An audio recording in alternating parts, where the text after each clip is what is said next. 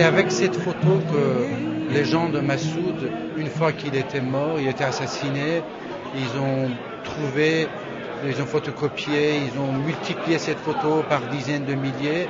Je me souviens toujours ce moment où les forces de Massoud commençaient à attaquer les talibans. Tout le monde avait cette photo ou dans leurs mains ou sur leur voiture ou sur leur fusil. Et c'était un moment très très important. Et depuis, c'est devenu le symbole de Massoud en Afghanistan et d'autres parts du monde.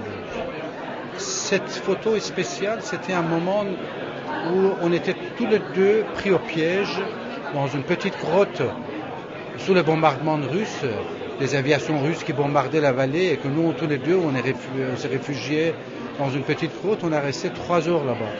Heureusement, j'avais un petit jeu d'échecs qu'on continuait constamment à jouer aux échecs. En même temps, je parlais constamment. Il y a un moment où il m'expliquait un peu son idéologie et aussi son idée pour l'avenir d'Afghanistan. Et quand je lui ai dit, qu'est-ce que tu penses qui va passer après les défaites des Russes, parce que tu parles tellement de défaites des Russes, personne n'y croyait à l'époque. Il était persuadé qu'ils vont mettre à l'échec les Russes. Il a dit, et qu'est-ce qui va passer après? Et avant de me répondre, il s'est levé les yeux et il a eu ce moment incroyable de réflexion. Ça a duré peut-être 1 minute, 2 minutes, mais c'était un moment intense. Je voyais ce qui se passe quelque chose. Et il voulait pas finalement dire ce qui se passait dans sa tête, mais il m'a offert dans ses yeux. Et c'est cette image. C'est eux qui m'emmènent vers eux, c'est eux qui racontent leurs histoires et c'est eux qui ouvrent leurs âmes, enfin, à travers leurs yeux, leurs regards. La seule chose que je fais, c'est que je garde toujours mon honnêteté envers eux. Que je reste toujours moi-même. J'explique qui je suis, qu'est-ce que j'ai fait et pourquoi je l'ai fait et qu'est-ce qui peut leur apporter. Ils le savent, ils le comprennent. Et il y a un moment de vérité dans toutes ces histoires que finalement, ils disent d'accord, venez. Et c'est ça l'image pour le monde. Et c'est un peu ça, c'est que je souffre avec eux, je danse avec eux, je ris avec eux et je pleure avec eux. Et tout ça, tous ces moments, c'est des moments de vérité. Je ne les fais pas pour eux, je ne les fais pas pour caméra, je ne les fais pas pour plaire à quelqu'un. En réalité, quand ils dansent, je danse avec eux. Et quand ils pleurent, je pleure avec eux aussi. Et de tout mon corps. Ces photographies, ça n'appartient pas à moi en réalité. C'est que à partir du moment où la photo a été faite, ça rentre pour le public. C'est pour eux que je fais la photographie.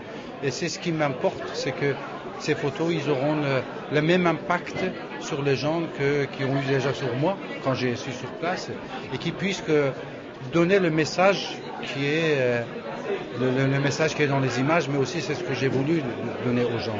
Donc en réalité, chacun de ces images, c'est une histoire, c'est l'histoire d'un peuple, l'histoire d'une personne aussi, qui va au-delà de l'histoire simple, parce que la photographie aujourd'hui, il est devenu le langage universel. Et j'ai envie d'utiliser ce langage pour avoir accès au maximum de gens.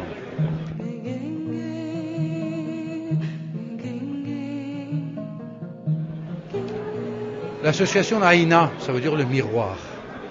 Et tout ça, c'était créé à partir de ces constats que j'ai faits dans toutes les zones de guerre en Afghanistan, mais aussi dans toutes les autres zones de guerre et conflits, que notre aide en tant que Nations Unies, en tant qu'organisation non gouvernementale, les ONG, ça ne suffit pas pour ces gens-là. C'est que notre aide est devenue seulement aider, comme on dit ça, de bed and bread en anglais. C'est leur donner à manger et leur trouver juste un endroit pour dormir, de faire des camps réfugiés. Mais en réalité, ces gens-là, ils ont besoin de beaucoup plus. Il faut les aider qu'ils prennent en main eux-mêmes leur destinée, leur destin, qui prennent en main eux-mêmes leur destin et qui nous racontent leurs histoires. L'organisation Aïna, en réalité, son rôle, c'est de dire, pour créer une vraie société civile, il faut aider les gens qui tiennent eux-mêmes dans leurs mains la caméra, les appareils photo, les magazines, les radios, les télévisions, et qu'ils racontent l'histoire. Donc Aïna, c'est ça qu'il a fait. Il a formé 1 millier d'Afghans à tout le métier du média. Il a créé une agence photo, il a créé une agence vidéo, il a créé des magazines pour enfants, pour les femmes, une radio pour les femmes, la voix de femmes afghanes. Tout ça, c'est donner aux Afghans la possibilité de prendre en main leur destin, d'expliquer leurs histoires. Et ça n'est pas seulement pour Afghanistan, parce qu'en réalité, cette idée de dire que le monde, et quand je dis le monde, vous savez de quel monde je parle, le 4/5e de population du monde ont besoin d'avoir accès à ces outils de liberté, à ces outils de communication, et c'est ça qu'il faut leur donner aussi. Et pas seulement aller faire des tentes pour les réfugiés et s'occuper de ces malades. C'est bon, mais ça n'est pas suffisant.